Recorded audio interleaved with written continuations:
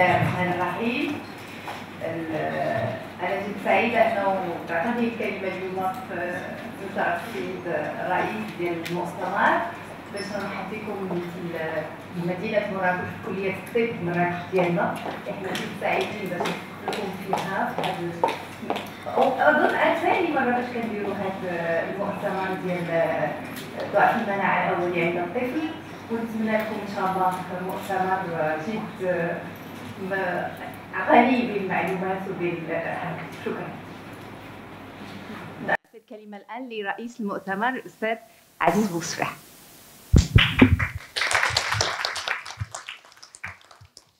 شكرا جزيلا للأستاذة جميلة الهدزي باسم الطاقم ديال كلية الطب والصيدلة لمراكش. الأستاذ بوسكراوي كان عطانا الموافقة وكنشكروه اللي عطانا الكلية ننظموا فيها، وكان كلف الأستاذ محمد أمين اللي ربما عنده شي مانع كنتصلوا به. فالأستاذ الهدزي ديالنا وديال التخصص ديالنا وكل شيء ديالنا في ديالنا. إذا مرحبا بكم. هذا يوم سعيد، معنا عدة اختصاصيين وعدة مشاركين من المغرب وعدة بلدان.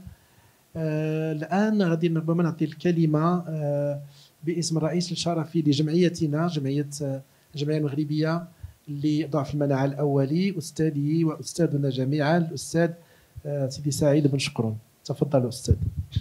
شكرا سي بوصفحة. كان شكو بعد الكلية اللي رحبت بنا، وكان أرحب بجميع الضيوف اللي ماجين من بعيد، من قطر، من تونس، من فرنسا، من الإمارات، من جميع أنحاء المغرب. كاين اللي دار 4 و 5 و 6 سوايع باش يجي، وكان نطلب باش يكون هذا المؤتمر مفيد بزاف للجميع. وكان نشكروا مراكشيين على الترحب ديالهم، وكان شكر جزيل الشكر للاستاذ بوصفحة اللي عمل في برنامج التشريف للاستاذ الكبير ديالنا الاستاذ حريف. ما نبغيش انا نذكر عليه بزاف لان الاستاذه قصه غادي تهضر عليه الكلمات، ولكن كان عندي الشرف باش نقول بعض الكلمات يمكن نقولها بدون اوبي لوفي، زعما بدون ورقه، وكنعاود نهديك الكلمه وتبارك الله عليكم. شكرا استاذنا العزيز سيدي سعيد بن شقرون.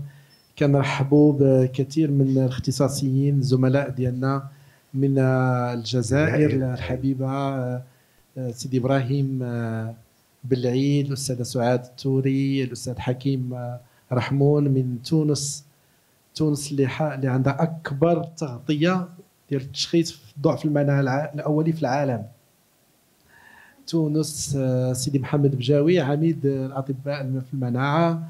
ونرحب بزوجتي السيده نبيها عزيزه علينا. نعم مرحبا. وسيدي محمد رضا بربوش و تونس. تري بيان. وكذلك عندنا ضيوف من افريقيا جنوب الصحراء. الاستاذه اندو سلاماتا ديمي من السنغال من دكار، والأستاذة سخنة من دكار كذلك. معنا كذلك من البنان ضيفين كريمين، الأستاذ يوسف القادري وكذلك الأستاذ معروف ألو. معنا كذلك زملائنا من خارج المغرب، عندنا كلير فيسكي، Emmanuel Jiangui. Bon. Tu n'as pas posé de question, tu vois pourquoi? Donc Emmanuel Jiangui اللي جات من باريس من إيماجين، ومعنا بيرتران بواسون اللي جا من نيويورك. العديد من الزملاء اللي كيشرفونا، طبعا زميلنا الكبير وأخونا الحبيب سيدي محمد أهلين من قطر اللي شرفنا هذه المرة بالحضور ديالو ان شاء الله نتواصلوا معه اكثر واكثر. الان ربما غادي نعطي الكلمه لرؤساء الجمعيات اللي كتدعم هذا المشروع ديال التكوين المستمر، وغادي نبدا بالرابطه العربيه لضعف المناعه اللي كيمثلها الاستاذ الجليل سيدي سليمان الحمادي من دوله الامارات العربيه المتحده. فتفضل استاذنا العزيز ومرحبا بك. السلام عليكم ورحمه الله وبركاته. في البداية أشكر المنظمين على دعوتهم لي لتمثيل الرابطة العربية لضعف المناعة الأولي. الرابطة العربية لضعف المناعة الأولي لو تعلمون تأسست قبل 6 سنوات، وأقيم المؤتمر الأول في الدار البيضاء في عام 2015. يسرني جدا أن أكون متواجد بينكم، ونطبع أيضا الطبعة العربية للمؤتمر، فإن شاء الله نستطيع أن نقدم لكم شيء باللغة العربية هذه المرة. السلام عليكم ورحمة الله. شكرا أستاذ سليمان الحمادي من الإمارات العربية المتحدة، وننتظر عرضك مباشرة من بعد حول التربية العلاجية الخاصة بضعف المناعة الأولي. الآن ممثل أهم مؤسسة عندنا على وجه الأرض ديال التخصص ديالنا اللي هي IPOP International Passion Organization for Primary Immunodeficiencies، اللي كيمثلها هنا المسؤول عن اللجنة الطبية في الفيدرالية الدولية لجمعيات مساعدة ضعف المناعة، سيدي نزار مهلوي. On va parler en arabe et en français, comme tu veux. Bismillah, salam, c'est comme tout le monde. Tu as la parole, Nizar, qui vient de France, mais qui retrouve le pays. En français. Faut que je dise un mot? Oui.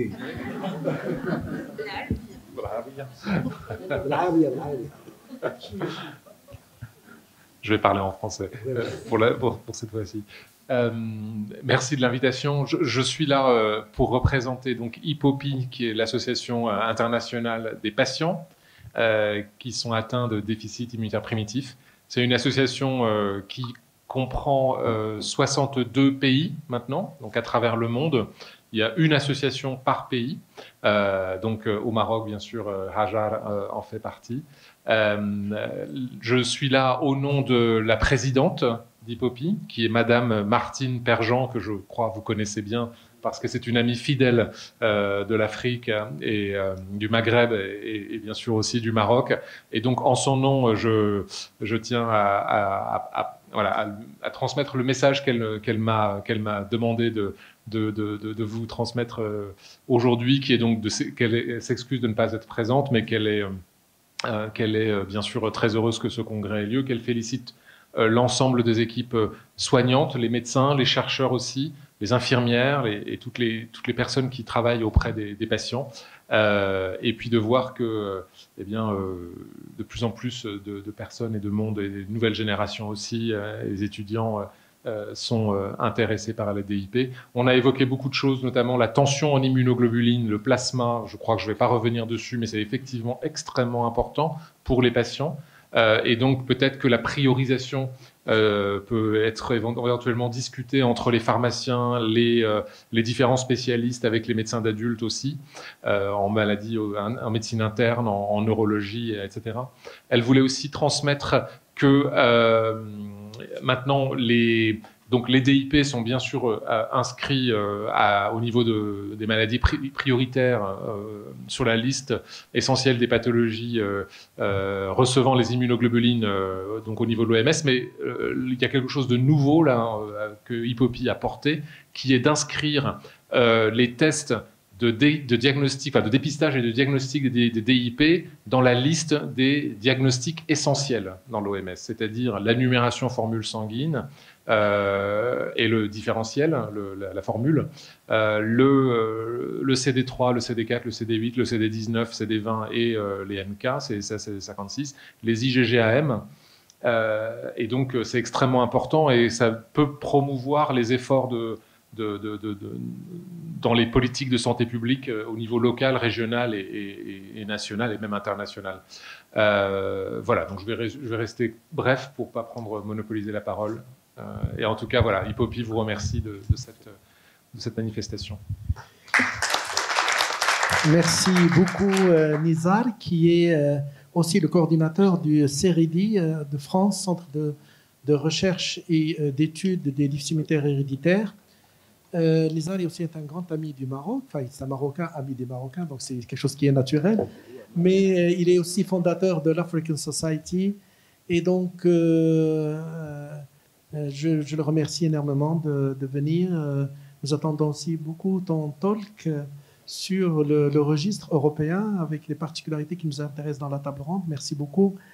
Je voudrais aussi dire que cette spécialité difficile, nous avons des pédiatres, des hématos, des internistes, il y a des gastro, des pneumos, les réanimateurs, des biologistes.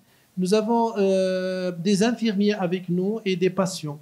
Et donc, c'est très varié, c'est très horizontal. C'est un domaine qui veut promouvoir les déficits militaires en tant qu'une nouvelle approche de l'infectiologie. On a ce matin discuté qu'il n'y a pas que les infections dans le déficit militaire, mais restant ici à notre niveau, pour l'essentiel, c'est que maintenant, l'infectiologie, c'est un conflit entre un génome d'un microbe et un génome de l'être humain.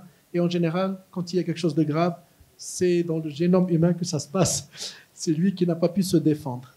Donc, je donne maintenant la parole à notre maître, notre grand ami, Sidi Mohamed Bjaoui, connaissez tous pour ses travaux de Tunis, etc.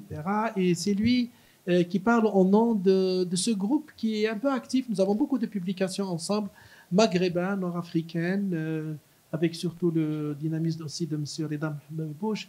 Mais au nom de ce groupe-là qui travaille ensemble, je crois, depuis 15 ans plus, ensemble. Sidi Mohamed, عندك la parole. مرحبا بك. شكرا جزيلا. في البداية أريد أن أتقدم بالشكر الجزيل لكافة الفريق المنظم لهذا المؤتمر، ونشكرهم لأنه النجاح ظاهر على هذا المؤتمر، وعلى رأسهم أخي وعزيزي وصديقي الأستاذ الدكتور أحمد عزيز بوصفيحة، نشكره على المجهود الجبار. وكلمة جبار ربما ما هيش برشا كما نقولوا تونس باش نوصف أخي عزيز. هذا الاختصاص ضعف المناعة الأولي في بلداننا المغاربية يتقدم، وأنا أؤكد أنه يتقدم بخطى ثابتة. عمره صغير، ماهوش كبير جدا. نحن بدينا تقريبا من سنة 87 هذا الاختصاص، لكنه توزع بسرعة فائقة في تونس وفي المغرب وفي الجزائر وحتى في موريتانيا حاليا، شوية في ليبيا، وإن شاء الله البلدان هذه تخلط علينا. اللي نحب نأكدوا أنه في بلداننا الثلاثة بالأخص المغرب والجزائر وتونس هناك فرق تعمل ليل نهار لتطوير هذا الاختصاص، وهو لعمري من الاختصاصات الصعبة والصعبة جدا في الميدان الطبي، وهذا بعمل مشترك ما بين أطباء السريريين إذا كان نجموا نعبروا هكا، ثم أطباء بيولوجيين في المخابر. وهذا اللقاح أعطى الثمرة نتاعو، وتوا متواجدين فرق ممتازة جدا في بلداننا الثلاثة، وأعمالها تبرهن على هذا.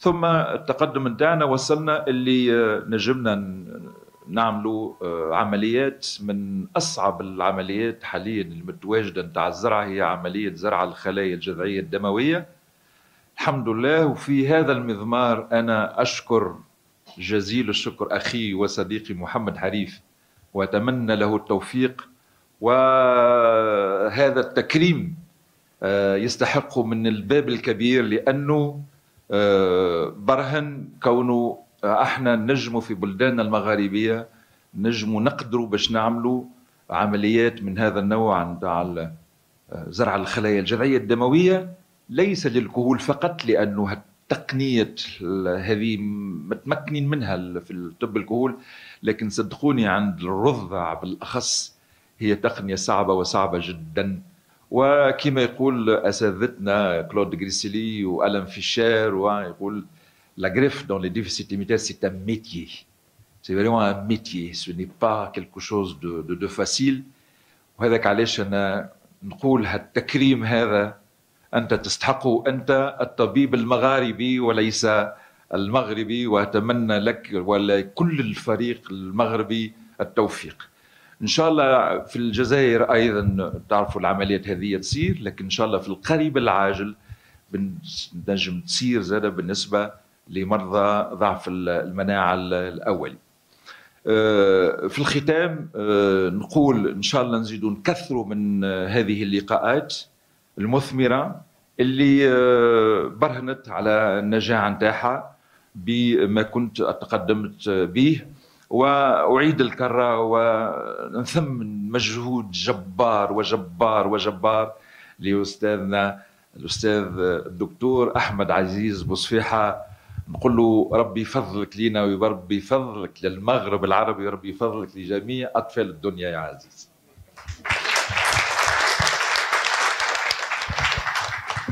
بارك الله فيك. احنا في التقاليد المغربيه كنعيطوا لخانا الكبير عزيزي. Et donc lui il comprend que quand en l'appelant Azizi ça veut dire mon grand frère. Et on a fait du chemin ensemble et j'ai appris beaucoup de toi. Merci beaucoup mon cher ami.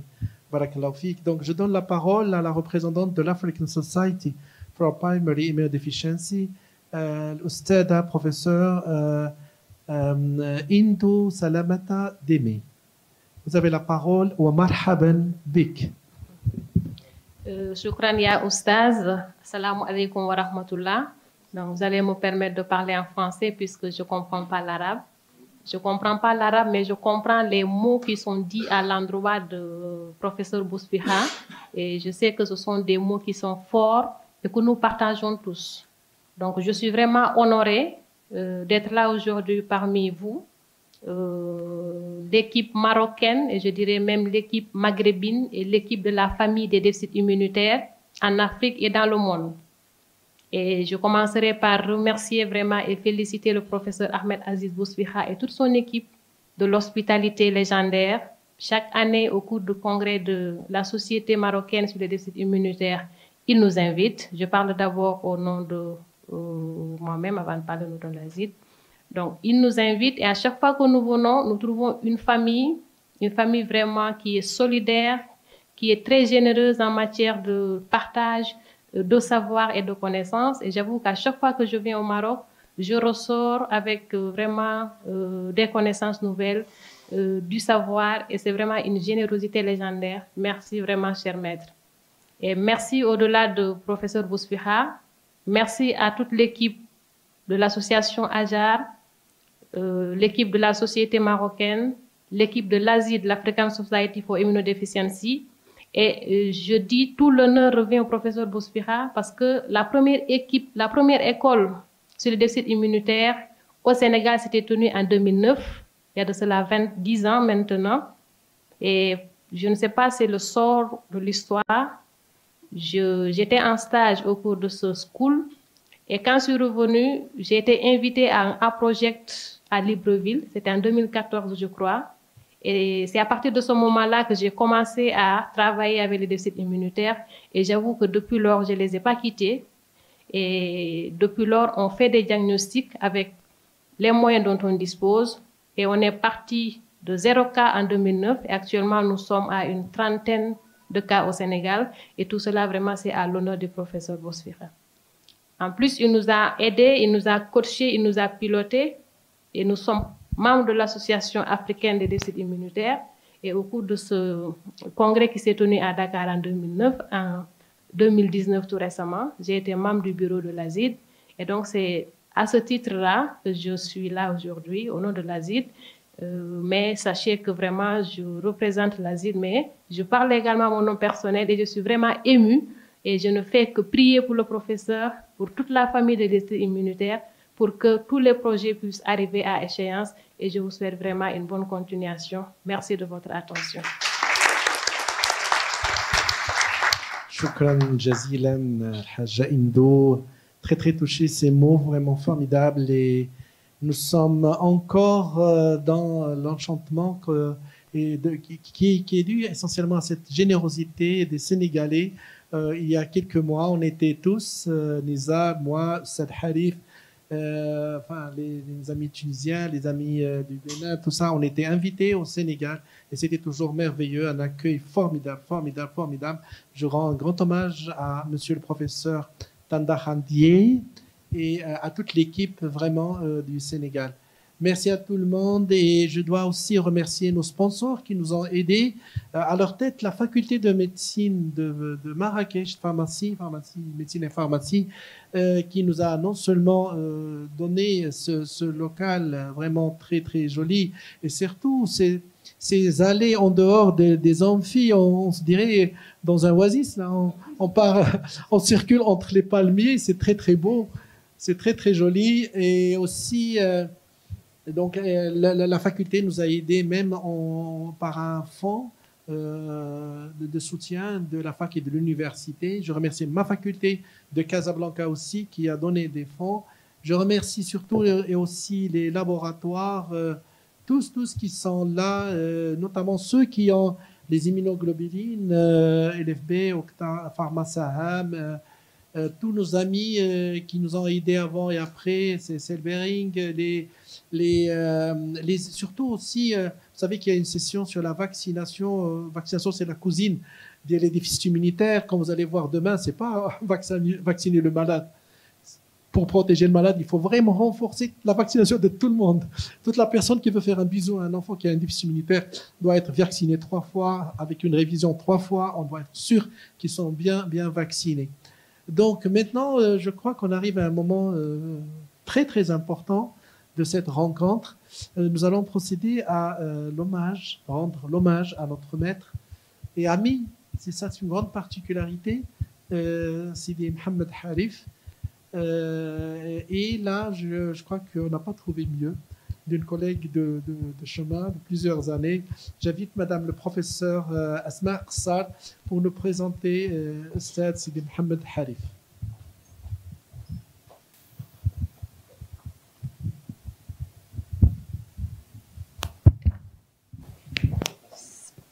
السلام عليكم ورحمة الله.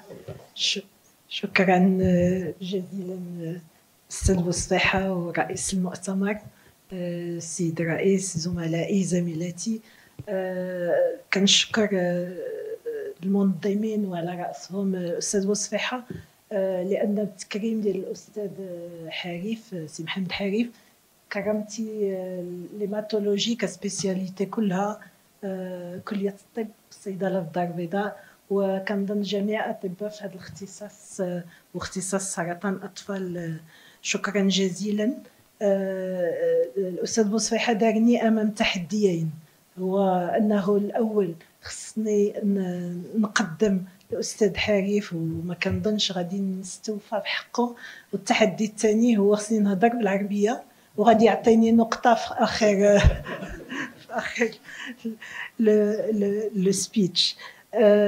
كنظن كلكم كتعرفوا الصديق محمد حريف، وصعيب باش نستوفيو حقه ونصيبوا الكلمات اللي غادي تعبر على محمد رجل الصديق الامين المتمكن الديناميكي. أستاذ بن شقرون كيقول لك نبات طيب في بلد طيب، وكنظن الكلمة السيد الإنسان العصامي، لأنه بزاف ديال الحوايج كيديرهم منه بدون ما يمشي للمدرسة ولا ياخذ دروس، يهوى التحدي. وفي هذا السياق كنمشيو معاه كلنا في هذا التحدي، وكنظن حياته كلها تحديات وكيجي. المثال المغربي كيقول إلا رميتيه على الجرح يبرى، وفعلا تبارك الله عليه أستاذ حريف، إلا شافوا الجرح كيبرى، ماشي إلا رميتيه، إلا شافوا كيبرى. الله يحفظه ويخليه العائلة ديالو الصغيرة والكبيرة. أستاذ حريف طبيب كنظن هاد الصفات كلهم ويمكن قليله وإلا تزادها الطب والمعرفه والمسائل اللي كنعرفوها شنو غادي تولي، وعطات طبيب انساني، طبيب اللي نهار فاش جا باش يبدا الاختصاص في امراض الدم جا باش يدير اختصاص، ولاني كان عنده الهدف باش يبني وباش يدير لونكولوجي بيدياتريك سرطان امراض الدم. جاب هذا الهدف وكان مع رئيسة المصلحة الله يرحم مدام بن شمسي باش بهذه الغاية باش هذاك، وكنعرفوا على انه سرطان امراض الدم ولات اختصاص دارت مكانها، والاستاذ حريف خرجها من المغرب وتربى على العرش ديال سرطان الاطفال في افريقيا وحتى في العالم، امريكا في بزاف ديال المحافل كنعرفوه وكيمثلنا احسن تمثيل، وكنظن الاختصاصيين في الميدان كيعرفوا هذا الشيء وحتى واحد ما ينكروا. الاستاذ حريف فعلا ما كيديرش المسائل مقسومه، مي عاده كل شيء موثق هذا، وباش نتمكنوا من سرطان امراض كان من الاول يمكن اللي دار ار سي بي من اول لي ار سي بي ديال المغرب كانت في كليه الطب، يمكن كانت ديال سرطان، وكان واحد الفريق مع اطباء متخصصين متعددين الاختصاصات، ولحد الساعه باقي هذا الاجتماع وكنعرفوا شنو تبنى منه. الاستاذ حريف كما كتعرفوا هو رئيس لو بريزيدون ديال لو جروب فرانكو افريكان دونكولوجي بيدياتريك، وهادشي كنظن عنده واحد الصيت عالمي، وحتى سان جو تشيلدرن هوسبيتال اللي كيتعتبر واحد لو طومبل ديال لونكولوجي بيدياتريك اليوم كيخدم مع الجي اف او بي وكيخدم مع المغرب في هذا الاختصاص باش نقوموا بتمكين جميع الدول في العالم في لونكولوجي بيدياتريك. الاستاذ حريف الاستاذ كنظن ماشي استاذ غير في كليه الطب، ولكن يكون استاذ في الشارع، يمكن يكون ماشي في الطريق وغادي يوقف يفسر لشي واحد بكل بيداغوجيه، بكل مع العامل، مع لا فام دو ميناج، مع من غير اللي كتعرفوا استاذ في كليه في لانفي اكزاكتومون كيمشي على رجليه حيت متواضع، وهذا التواضع ملي بدا انترن وحنا كنعرفوه نفس الشيء، واخا ولا خدا ارقى المناصب كنعرفوا نفس الشيء. السيد حريف يمكن ما كتعرفوهاش، عنده واحد لا بتيت تروس في الشكاره افيك لورديناتور، فيها تورنفيس، فيها سكوتش، فيها دي فيس، هو ماشي لا بانت له شي حاجه كيوقف كيصلحها في السيرفيس في لا شامبر دو مالاد. هادي الحوايج اللي ما كان هذه يمكن بطل في العدو الريفي، ويمكن عنده واحد المناعه. الا كان هذا مؤتمر ديال ضعف المناعه، الاستاذ عنده قوه المناعه وعنده واحد المناعه كيعطيها لك، كيعطيها لينا كلنا بوغ. الاستاذ حريف المدير عرفناه مدير في مستشفى 20 غشت، وكان فعل سيرفيس تنظل البيدجي ديالنا كان ولا 3 المرات ولا 4 المرات اكثر، ونسيت شنو كان لهذاك مدير في مراكش، وكنظن المراكشيين ما يمكنش ينساولو. تنظن كتب التاريخ بحروف من ذهب في تاريخ المغرب، في تاريخ مراكش، في تاريخ المستشفيات الجامعيه. لاغريف ماشي لاغريف الخلايا الجذعيه الدمويه، مي لاغريف دو كور القلب، جميع الاعضاء.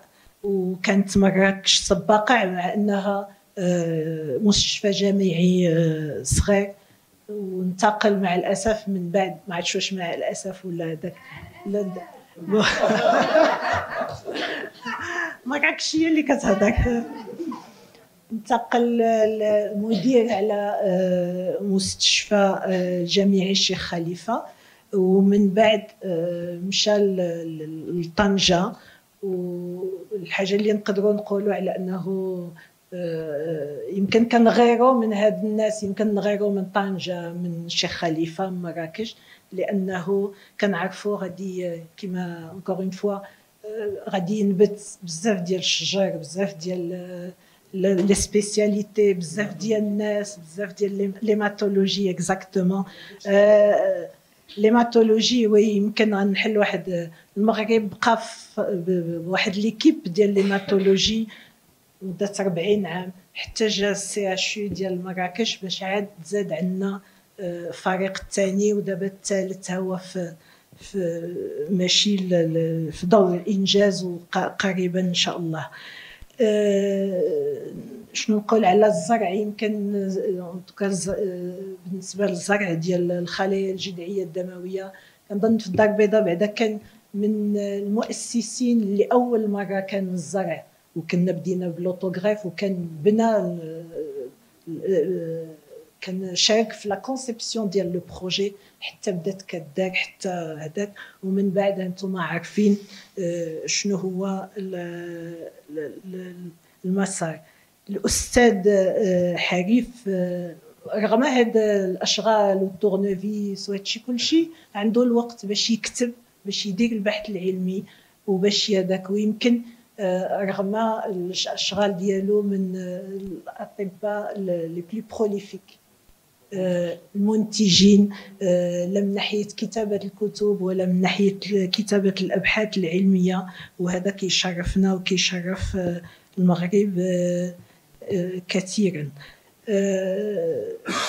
نكمل بمحمد الصديق. كنظن الا جبتيو كل واحد منا ولا هذاك غادي يعطينا واحد لا فاسيت ديال الاستاذ حريف، وكيبقى الرجل الطيب لو سامبل في المعامله ديالو، في التفكير. وكان نطلب له كامل التوفيق، وكان نطلب شي نهار يعاود يرجع للدار البيضاء ان شاء الله. الله يحفظه ويخليه العائله ديالو ويخليه الاسره الطبيه المغربيه والعالميه. شكرا جزيلا سي وصح. شكرا استاذه. في انتظار الكلمه اللي غادي نطلبوها من بعد الاستاذ حريف، واخا غادي نعطيو الكلمه للاستاذه هدزي قبل ما نعطيو واحد التذكار للاستاذ حريف. هو غنزيد هي واحد شويه، قلتي كلشي يا استاذه حصار، ما خليتي ليا ما نقول، ولكن غنزيد الاستاذ حريف، الاستاذ الانسان اللي كيسمع لكل واحد.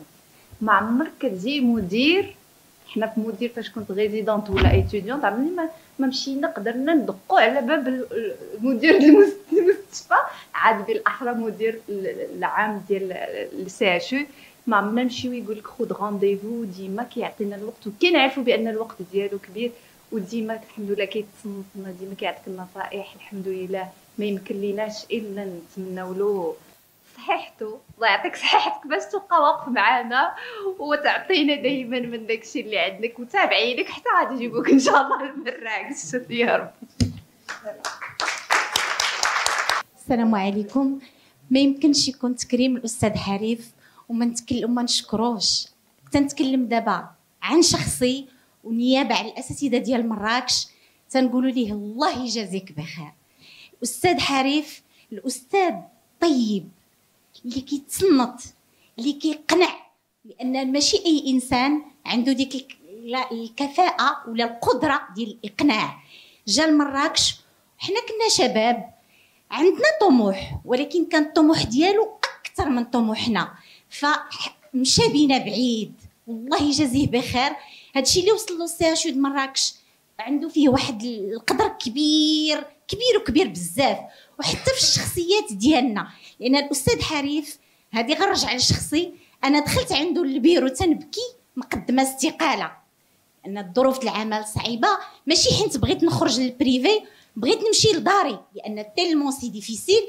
هذا الاستاذ هذا الله يجازيه بخير خرجت من عنده وانا مقتنعه بانني خصني نبقى، وماشي حالتي بوحدي، هذه الحاله ديال بزاف الاساتذه. وهذا راه خير كبير، خير كبير ملي كتشد الاساتذه في السي اش يو رغم الظروف رغم هذا، بغض النظر على اللي قدموا للسي اش يو بكل اخلاص وتفاني، والله يجازيه بخير ويخلي له صحته.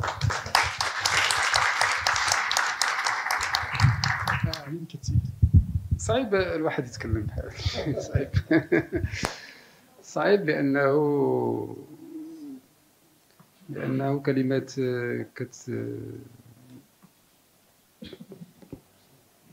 كتمشي مباشرة للقلب، وأنا متأكد بأنهم كلمات اللي كتصدر بطريقة تلقائية، ويمكن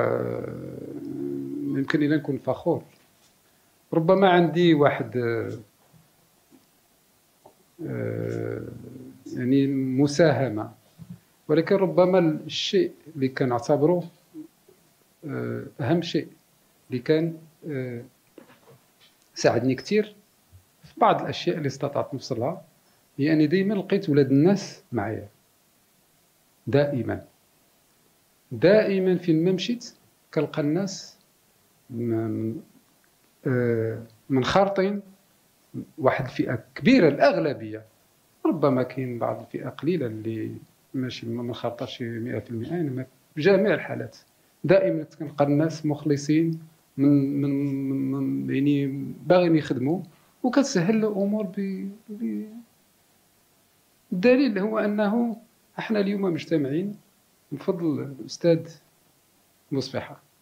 الاستاذ بوصفيحه كنعرفو ملي كان شاب شويه وكانوا شي وقيته كان الشك كيهضرنا على لي ديفستي ميليتير، داكشي معقد، كيهضرنا على لي جان وعلى لي زونتيكور ولي سيتوميتري اونفليير. الله هذيك الساعه شي شويه حنا بين كومبرون هو داير منها قصه.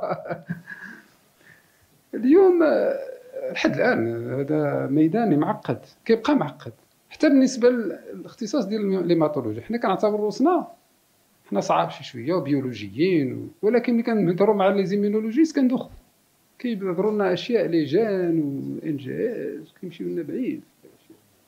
وهادشي باش يمكن لك تهضر على هادشي في واحد البلاد اللي فيها مازال فيها مشاكل، يعني كلاش ندخل في يعني مازال عندنا دي بروبليم بازيك، وكتلقى واحد كيامن بشي حاجه خارقه.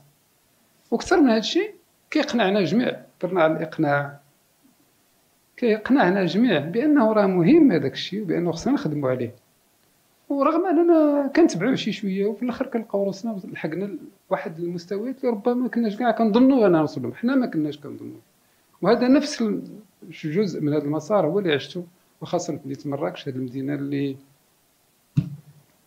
مش عشت فيها واحد الفتره من حياتي واللي كنعتبرها فتره اساسيه في حياتي، لانه مره اخرى لقيت أناس طيبين، أناس خلوقين، أناس عندهم رغبة باش يغيروا البلاد. وأنا ما بحقيقة باش نعاود لكم واحد الخرافة. الأسبوع اللي فات كنشوف أنا يوتيوب، كان في يوتيوب لقيت واحد يوتيوب كيهضر على أطفال مغاربة في إسبانيا متخلى عنهم. وهاد الاطفال داروا اون كوريغرافي وداروا واحد عرض هذيك سميتو هذاك سبين غوت تالنت وهادشي ديال غوت تالنت. ومن ضمن الاشياء اللي طلبوا من هذوك الاطفال قالوا لهم علاش جيتوا لاسبانيا، قال لهم علاش جيتوا لاسبانيا، هما كانوا جمليليه ومتخلى عنهم. قال لهم لانه بغينا نوصلوا للحلم ديالنا، بغينا نحققوه في اسبانيا. شفت هذا الشيء في حقيقه جاتني البكاء، وما نكذبش عليكم بان بكيت لانه كنقول هذه البلاد هذه اللي الاطفال ديالنا في بلادهم ما كيبانش لهم المستقبل، ما كيبانش لهم الحلم، حق الحلم في البلاد ما عندناش، ما استطعناش. شكون علاش ما استطعناش؟ هذا شنو قلت؟ سنة الشك كوليكتيف. كما نعرف بالعربيه، هذا فشل جماعي، كلنا عندنا حقنا في هذا، كلنا. وخصنا دائما نتسائلوا علاش. واش بلادنا كنهضروا على واحد المغرب ممكن، وكنا في المستشفى الجامعي كنهضروا على الماروك بوسيبل، المغرب الممكن. وهادشي اللي كنديروا اليوم وكيدير الاستاذ بوصفيحه، وكنحاولوا نديروا حنا في المستشفى ديال امراض الدم، وكنحاولوا بعض الفئات ربما اقل مما هو مطلوب اكثر، هو كندفعوا ما امكن المغرب ممكن. وهذا الشيء انا شخصيا مدين لواحد الانسان، انسانه هي الاستاذه نفيسه بن شمسي، اللي على يدها التلمت. وكنت في الاول غندير بيدياتري، وجيت للسيرفيس ديماتولوجي غير باش نكمل التكوين ديالي في امراض الدم. دخلت لامراض الدم، لقيت فريق طبي كان فيه الاستاذه بن شمسي، كان فيه الاستاذ مشقرو، ولقيت هاد الرغبه الجانحه ولا الجامحه اللي رغم المشاكل ورغم المرضى كلهم كيموتوا ورغم انه مشاكل في المصلحه، كلهم كيامنوا بان ممكن نديروا ليماتولوجي ونعالجوا ليلوسيمي ونعالجوا ونديروا الشيميو ونديروا وهاد ليسبري كومباتيف هذا نسميه ريفولوسيونير، ثوري، ولكن ثوري ماشي ثوري فوضوي، ثوري متحكم فيه، une révolte contrôlée. وهذا l'esprit de révolte contrôlée, je l'aime bien. J'aime bien qu'on soit tous révoltés contre la médiocrité, contre l'insuffisance des choses, mais qu'on maîtrise ce contrôle. من بعد أستاذ بن شقرون كان أستاذ ديالي، وكنت أنا فخور بأنني كنت معه واحد الفترة كبيرة وتعلمت على يده الكثير. وبفضله، رغم أنه بفضله باش كانت الفريق الطبي بقى ديال مصلحة أمراض الدم، زرع الأعضاء، زرع النخاع العظمي، وفضله واحد عدد كبير ديال المختصين في أمراض الدم تكونوا.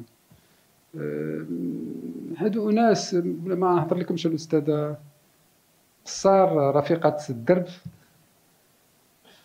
يعني خلوقة ما عندناش، ما ندخلش في انما ماشي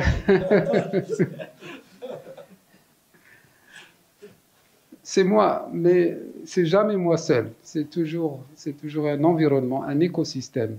وهذا l'écosystème هو اللي خلقتيه الاستاذ بوصفيحه، هو اللي خلقته الاستاذه بن شمسي، هو اللي خلقوه الاستاذ بن شقرون، هما اللي خلقوا واحد الفئه اللي كيامنوا بواحد المغرب ممكن.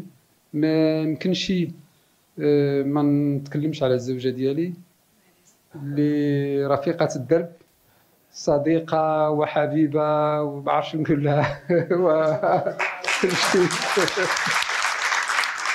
اللي في الاوقات الصعبه كتلقى مع من تتكلم وتلقى مع من لا لا لا. فإلا كان شي فضل فانا فخور بهاد الناس اللي اغنوني شخصيا، واحاول ما امكن ان اساهم وان يعني ندفع بهذا المغرب الممكن ما امكن. فشكرا جزيلا لكم، شكرا على هذا التكريم. هذا تكريم يعني كان طرفيه بزاف، لانه جاء من الاصدقاء ديالي، ولكن الطريق مازال. انا كنعتبر راه مازال ما درناش في طاجين المدحر. حنا دابا بدينا ودابا نبداو نخدموا، دابا خصنا نشمروا على كتافنا باش ان شاء الله اولاد ديالنا نمكنوهم من يحلموا في وسط بلادهم بمستقبل احسن. شكرا.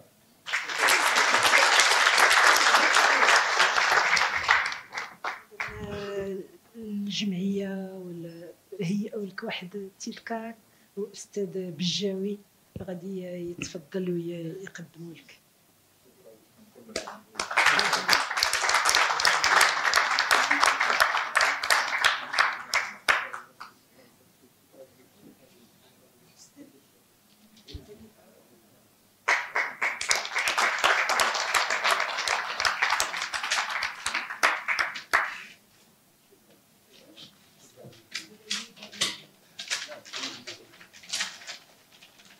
أستاذ وأستاذنا جميعا، غادي ما خلاش لا سيربريز.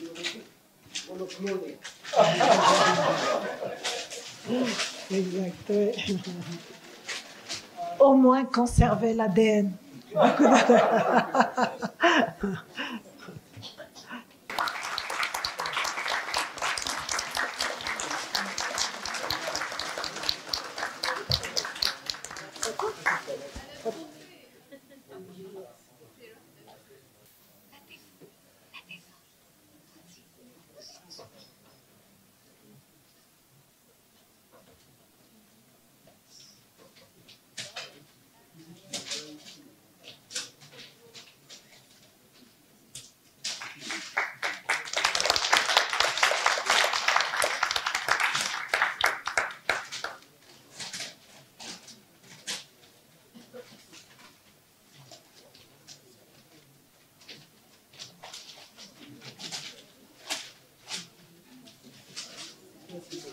الله يخليكم. بقات لنا واحد 3 ولا 4 ديال الدقائق قبل ما نساليو. اولا خصني ننقط الاستاذه ديالي بالعربيه. انا كلمه واحده يعني العربيه ديالها احسن من ديالي. فين كنتي مخبعه هذا الشيء؟ الله يخليكم. التصفيقات على الاستاذه قصار. وحيت هي دابا قدمت هذا الشيء مزيان بالعربيه وماشي هكاك، الكلمه الرائعه اللي دارت باش تهضر على الاستاذ ديالنا غادي نعطيوها واحد الهديه. شوف هديه ديال الاستاذه العزيزه غادي تاخذ، نعطيوها هذه الهديه وغادي نطلبوا من الاستاذه الهدزي.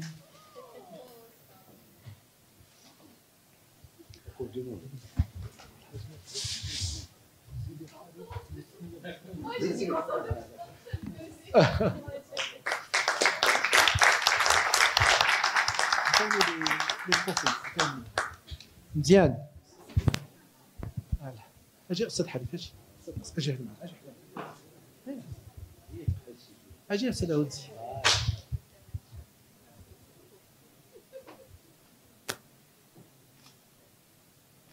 شكرا. الوغ اللي جا لهنا ما كيرجعش، خليكم. الوغ الله كاين ولاد الناس.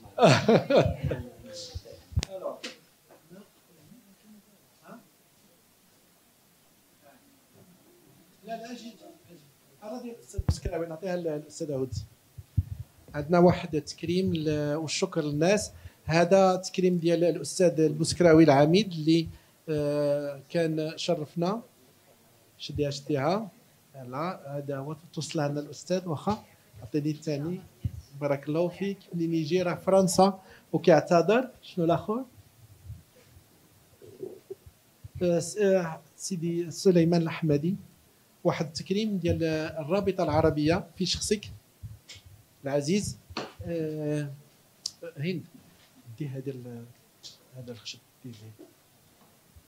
زيد زيد زيد زيد زيد زيد زيد زيد زيد. الاستاذ حمادي غادي نعيطوا للاستاذ محمد هليلي يعطيه تكريم.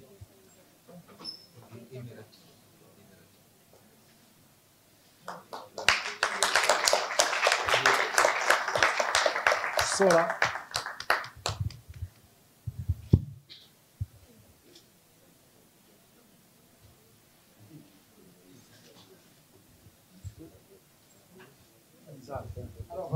غادي نعيطوا للاستاذ نزار وغادي الدكتور باش يعطيه واحد التكريم. غادي واحد الصديق ديالو هو الذي يعطيه التكريم، هو الاستاذ حارف.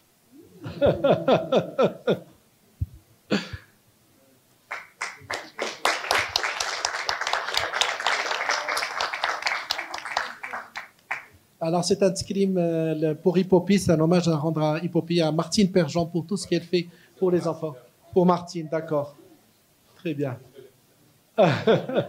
Tu restes avec nous, quand on vient ici on ne retourne pas. Suleiman, Ajimal. لا نرجع، هم من هنا لا نرجع. لا بقوا هنا معنا. شكون؟ بجاوي. اها. الوغ سيدي محمد بجاوي بالنسبه للمغرب. وأنادي الأستاذ أدمو رئيس اللجنة العلمية ليعطيه تكريم.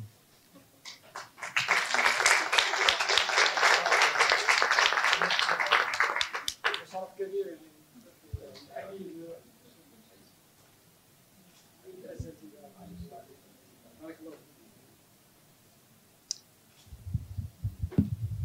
ne retourne pas, est-ce là شكون؟ ما درناش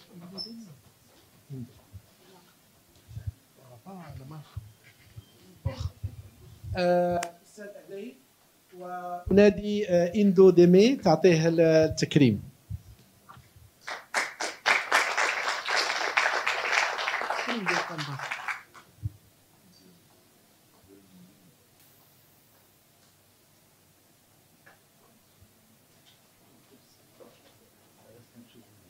Oui, c'est des moments chauds.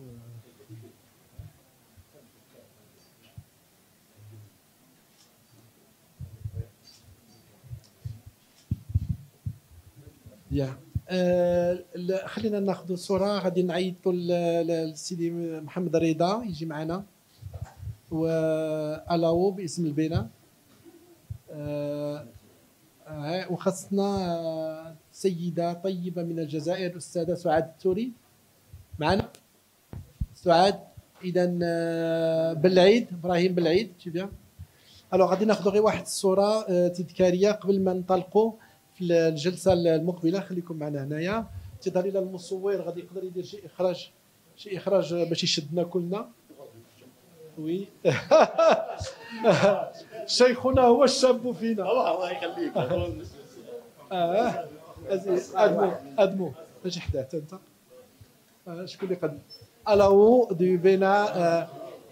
الوغ اللي بغيت نقول واحد الكلمه خاصه غادي تسمحوا لي استثنائيه لسيدي محمد رضا بربوش. واحد الانسان اللي خدم افريقيا بواحد الطريقه يعني مهمه خاصه في الجمعيه ديال المناعه لا سوسيتي افريكان ديمينولوجي وكانوا لي كور اللي كيديرهم وكيستدعي الطلبه ديالنا. الان الحمد لله هو في تونس هو رمز الاشعاع العلمي في تونس وكذلك هو ريفيور اساسي في كبريات المجلات العلميه اللي عندنا في المغرب. فرونتيير مؤخرا عطاوه يدير عدد خاص فهذا تيدل على التكريم ديالو الثقه اللي عند العالم ديال الايمينولوجي فيه. فنطلب منكم تتفقون على الاستاذ محمد رضا بربوش. اذا نعيطوا لزوجة الاستاذ حريف ما يمكنش ما تكونش معنا. انا مش ليسونسيال سي غراف. الوغ الاستاذه